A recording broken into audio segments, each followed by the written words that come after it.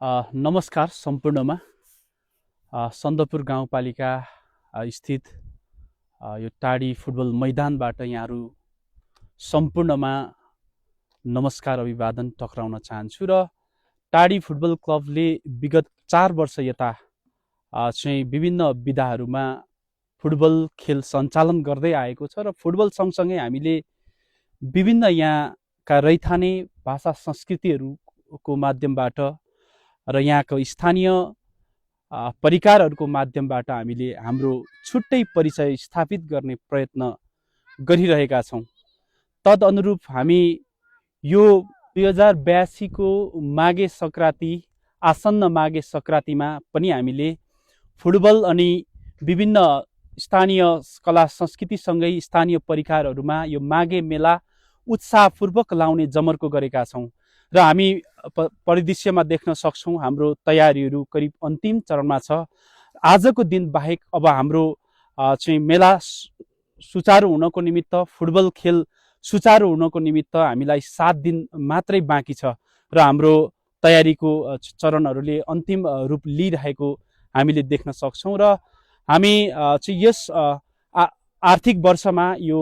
82-83 को आर्थिक वर्ष अथवा माघे सङ्क्रान्तिमा हामी फुटबलका विभिन्न 3वटा उमेर समूहको फुटबलहरू गराउने हामीले जमर्को गरेका छौँ। त्यसमा एउटा खुल्ला पुरुषतर्फको फुटबल खुल्ला नकआउट हुनेछ र जसमा 16 टिमले सहभागी गर्नेछन्। त्यस्तै गरी अर्को चाहिँ फुटबल भेटरन विधाको हुनेछ। भेटरन विधामा हामीले जम्मा 8 टिमलाई समावेश गरेर प्रतियोगिता गर्नेछौँ र तेस्रो अर्को नवयुवाहरू अन्डर 14 U14 को चाहिँ हामीले फुटबल गराउने छौँ, जसमा हाम्रो 5 टिम सहभागी हुने हामीले पूर्व तालिका तयार पारेको कुरा यहाँहरूलाई सर्वविदित छ र हामी यसपालि फुटबललाई अलिकति आधुनिक ढङ्गबाट लानुपर्छ अथवा यसलाई अलिकति सुव्यवस्थित बनाउनुपर्छ। खास गरिकन ग्रामीण फुटबलहरूलाई अलिक उन्नत ढङ्गबाट चाहिँ प्रतियोगिताहरू सम्पन्न गर्नुपर्छ भन्ने ध्यायले हामीले कम्तीमा यसपालि हामी चाहिँ अरू थुप्रै हाम्रो चाहिँ तयारीका कुराहरू छ, जस्तो मैदान हामी नयाँ नवीन मैदानमा उभिरहेका छौँ र यो मैदान सम्पन्न गर्दै भइसके पश्चात हामी निश्चय नै हामी आमन्त्रित रूपमा फुटबल खेलाउने लयतिर जानको लागि यो आर्थिक वर्ष यो 82 को माघे सङ्क्रान्तिको सबै विधाका सबै खेलहरूमा हामीले चाहिँ टिम दर्ता शुल्क नलिकन यसलाई निशुल्क रूपमा हामीले खेलाउने प्रयत्न गरेका छौँ र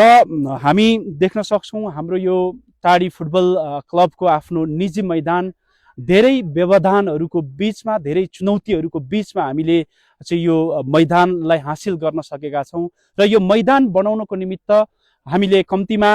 11.5 रोपनी जग्गालाई खर्चिएका छौँ र यो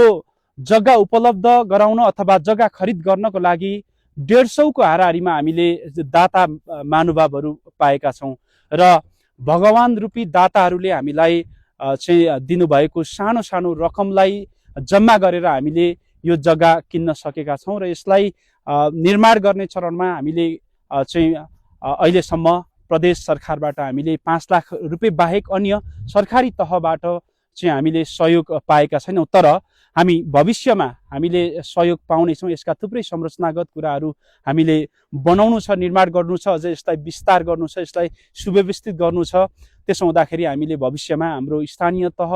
प्रदेश सरकार, अहिलेको चाहिँ सङ्घीय सरकारहरूबाट पनि निश्चय नै हामी सहयोग पाउने कुरामा पनि हामी विश्वास व्यक्त गरेर यो 2082 को माघे सङ्क्रान्तिलाई पनि गत सालको झैँ सुसंस्कृत रूपमा सम्पन्न गर्नको निमित्त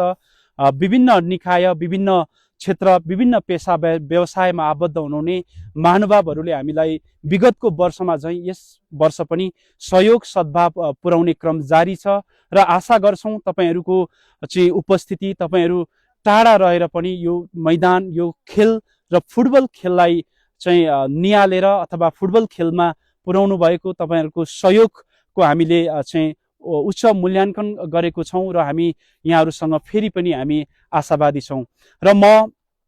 यो 2082 को यो फुटबल खेलमा यहाँहरू सम्पूर्ण महानुभावहरू जो टाढा टाढा हुनुहुन्छ, हामीलाई दाताको रूपमा हुनुहुन्छ, अझै चाहिँ हामीलाई दाताको रूपमा चाहिँ